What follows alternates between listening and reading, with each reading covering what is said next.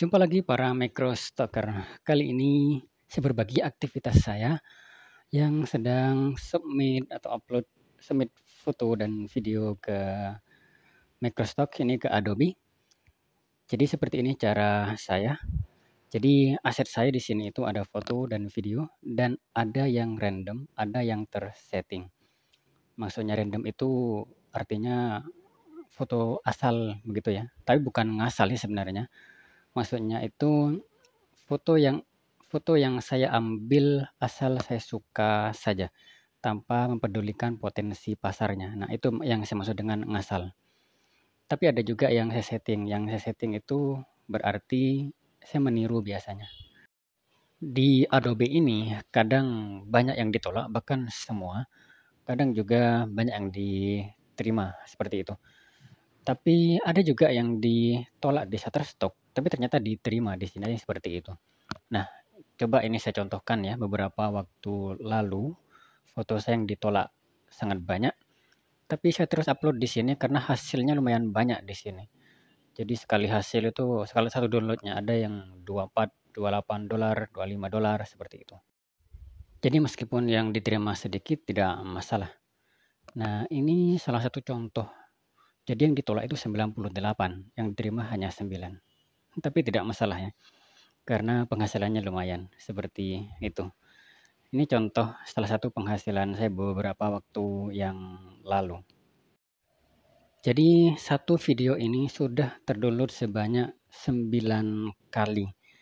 Ini direkam menggunakan HP yang harganya hanya 1 jutaan dan saya juga tidak tahu akan laris begitu, random saja.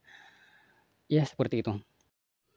Ayo sekarang kita upload foto ke Adobe. Seperti ini cara saya. Ini aset saya. Jadi ada 2 video ini, bunga itu ya. Ini sebenarnya mirip. Jadi sebenarnya ini satu video cuma saya potong jadi 2, saya submit semua, ternyata diterima semua. Ya memang seperti itu. Kadang kalau di Shutterstock itu mungkin dianggap mirip dan ditolak. Nah, ini juga foto awan, beberapa itu mirip ya. Ini kalau di Shutterstock kadang tidak selalu. Dan ini juga jamur di kayu itu sebenarnya mirip-mirip kan? Banyak yang mirip ya. Tapi ternyata di sini di-approve. Termasuk juga ini, foto biawak ya. Ini yang 2 sangat mirip, tapi di-approve.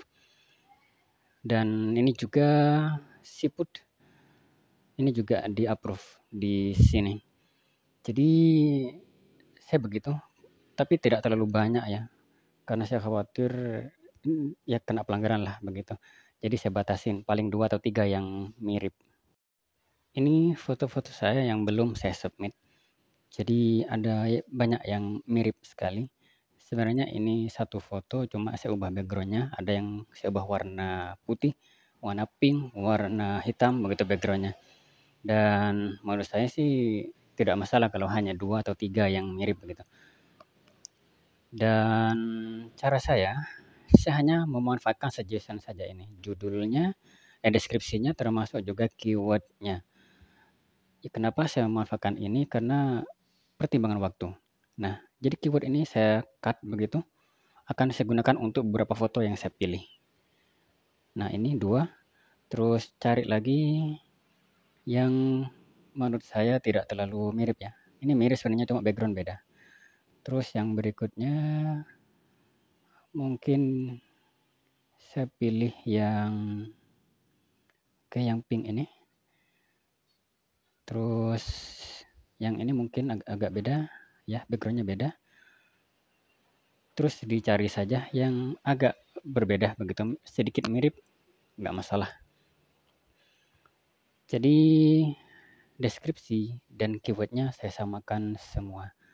Sebenarnya ini bukan cara yang baik ya, cuma karena waktu ya, karena saya bukan full time macro stalker. Jadi saya juga mempertimbangkan waktu. Nah, jadi ini deskripsi dan keyword saya manfaatkan untuk semua foto yang saya pilih. Deskripsinya seadanya sih kalau saya, tidak terlalu SEO begitu.